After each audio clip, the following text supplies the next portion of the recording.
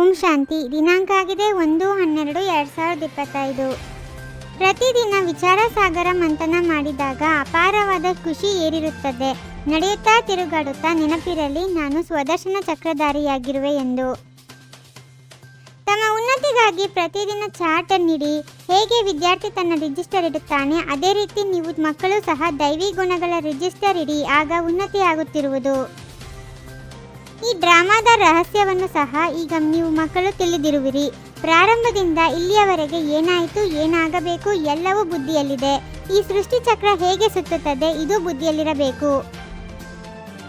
ಈ ಹಳೆಯ ವಸ್ತ್ರವನ್ನು ಬಿಟ್ಟು ನಾವು ಮನೆಗೆ ಹೋಗಬೇಕಾಗಿದೆ.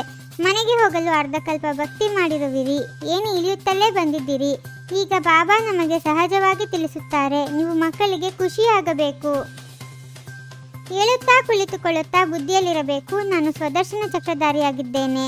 ಆದಿಯಿಂದ ಅಂತ್ಯದವರೆಗೆ ನಾನು ಆತ್ಮನಿಗೆ ಇಡೀ ಸೃಷ್ಟಿ ಚಕ್ರದ ಬಗ್ಗೆ ಅರ್ಥವಾಯಿತು.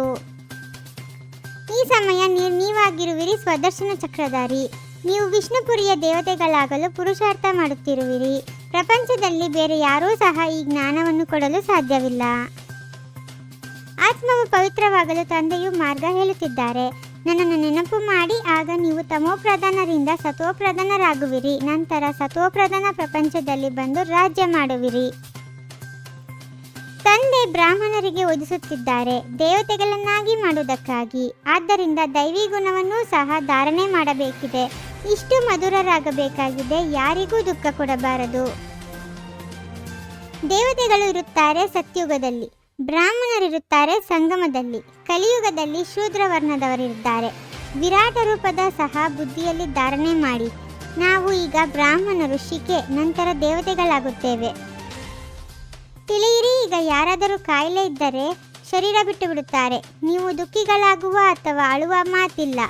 ನೀವಂತೂ ಪೂರ್ತಿ ಶಾಂತಿಯಲ್ಲಿ ಬಾಬಾ ಅವರ ನೆನಪಿನಲ್ಲಿರಬೇಕು. ಈ ಸಮಯದಲ್ಲಿ ವಿಜ್ಞಾನದಿಂದ ದುಃಖವೂ ಇದೆ, ಜೊತೆಗೆ ಸುಖವೂ ಇದೆ. ಅಲ್ಲಂತೂ ಸುಖವೇ ಸುಖವಿದೆ. ಇಲ್ಲಿ ಅಲ್ಪಕಾಲದ ಸುಖವಿದೆ, ಬಾಕಿ ಎಲ್ಲ ದುಃಖವೇ ದುಃಖ.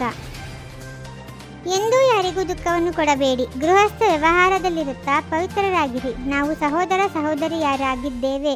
ಇದಾಗಿದೆ ಪ್ರೀತಿಯ ಸಂಬಂಧ. ಮತ್ತೆ ಬೇರೆ ಯಾವುದೇ ಕಡೆ ದೃಷ್ಟಿ ಹೋಗಲು ಸಾಧ್ಯವಿಲ್ಲ.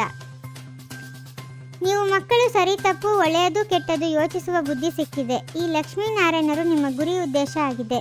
ಸ್ವರ್ಗವಾಸಿಗಳಲ್ಲಿ ದೈವಿ ಗುಣಗಳಿವೆ, ನರಕವಾಸಿಗಳಲ್ಲಿ ಅವಗುಣವಿದೆ. ಅವರು ತಿಳಿಯುತ್ತಾರೆ, ಯಾರು ಭಕ್ತಿ ಮಾಡಲ್ಲ ಅವರು ನಾಸ್ತಿಕರು ಎಂದು. ನೀವು ಹೇಳುವಿರಿ, ಯಾರು ತಂದೆ ಮತ್ತು ಅವರ ರಚನೆಯನ್ನು ತಿಳಿದುಕೊಂಡಿಲ್ಲ ಅವರು ನಾಸ್ತಿಕರು. ನೀವು ಈಗ ಆಸ್ತಿಕರಾಗಿರುವಿರಿ. ನಿಮ್ಮ ಹೆಸರೇ ಆಗಿದೆ ಶಿವಶಕ್ತಿ ಭಾರತ ಮಾತೆಯರು. ಶಿವನಿಂದ ನೀವು ಶಕ್ತಿಯನ್ನು ಪಡೆಯುವಿರಿ, ಕೇವಲ ನೆನಪಿನಿಂದ. 3 ಲೋಕ 3 ಕಾಲಗಳ ಜ್ಞಾನವನ್ನು ತಿಳಿದು ಬಿಟ್ಟಿರಿ. ಶಿವಬಾಬಾ ಬಂದು ಜ್ಞಾನ ತಿಳಿಸುತ್ತಾರೆ. ಅವರೇ ನಂತರ ರುದ್ರ ಯಜ್ಞ ರಚಿಸುತ್ತಾರೆ. ಇದಕ್ಕೆ ರಾಜಸ್ವ ಅಶ್ವಮೇಧ ಅವಿನಾಶಿ ರುದ್ರ ಜ್ಞಾನ ಯಜ್ಞ ಎಂದು ಹೇಳಲಾಗುವುದು. ಶ್ರೇಷ್ಠ ಪದವಿ ಪಡೆಯಬೇಕಾದರೆ ಮನಸ ವಾಚ ಕರ್ಮನ ಯಾರಿಗೂ ಸಹ ದುಃಖ ಕೊಡಬಾರದು. ಯಾರಾದರೂ ಏನೇ ಹೇಳಿದರೂ ಸಹ ಕೇಳಿಯೂ ಕೇಳದಂತೆ ಇದ್ದು ಬಿಡಿ. ಈ ಪರಿಶ್ರಮ ಪಡಬೇಕು. ತಂದೆಯ ಪ್ರತಿ ಡೈರೆಕ್ಷನ್ ಮೇಲೆ ನಡೆದು ಒಳ್ಳೆಯ ರೀತಿ ಓದಿ ನಮಗೆ ನಮ್ಮ ಮೇಲೆ ನಾವೇ ಕೃಪೆ ಮಾಡಬೇಕು. ತಮ್ಮ ಉನ್ನತಿಗಾಗಿ ಚಾರ್ಟ್ ಇಡಬೇಕು. ತಂದೆಯು ಸರಿ ತಪ್ಪು ಯಾವುದು ಎಂದು ತಿಳಿಯುವ ಬುದ್ಧಿ ಕೊಟ್ಟಿದ್ದಾರೆ. ಅದೇ ಬುದ್ಧಿಯ ಆಧಾರದ ಮೇಲೆ ದೈವಿ ಗುಣ ಧಾರಣೆ ಮಾಡಬೇಕು. ಯಾರಿಗೂ ದುಃಖ ಕೊಡಬಾರದು. ಈಶ್ವರೀಯ ರಾಯಲ್ಟಿಯ ಸಂಸ್ಕಾರದ ಮೂಲಕ ಪ್ರತಿಯೊಬ್ಬರ ವಿಶೇಷತೆಗಳ ವರ್ಣನೆ ಮಾಡುವಂತಹ ಪುಣ್ಯಾತ್ಮ ಭವ. ಯಾರದೇ ಬಲಹೀನತೆ ಅಥವಾ ಅವಗುಣವನ್ನು ನೋಡುವ ಕಣ್ಣು ಸದಾ ಬಂದ್ ಆಗಿರಲಿ. ಒಬ್ಬರಿನ್ನೊಬ್ಬರ ಗುಣಗಾನ ಮಾಡಿರಿ. ಸ್ನೇಹ ಸಹಯೋಗದ ಪುಷ್ಪಗಳ ಲೇವಾದೇವಿ ಮಾಡಿರಿ, ಆಗ ಪುಣ್ಯಾತ್ಮರಾಗಿ ಬಿಡುತ್ತೀರಿ. ವರದಾನದ ಶಕ್ತಿಯು ಪರಿಸ್ಥಿತಿ ಎಂಬ ಅಗ್ನಿಯನ್ನು ನೀರನ್ನಾಗಿ ಮಾಡಿಬಿಡುತ್ತದೆ. ಓಂ ಶಾಂತಿ. 21 ಜನ್ಮಗಳಿಗೆ 21 ಪರಮಾತ್ಮನ ಮಹಾವಾಕ್ಯಗಳನ್ನು ಆಲಿಸಿ ಹಾಗೂ ನಿಮ್ಮದೇ ಆದ ಈ ಚಾನೆಲ್ಗೆ ಲೈಕ್ ಮಾಡುವುದನ್ನು ಮರೆಯದಿರಿ.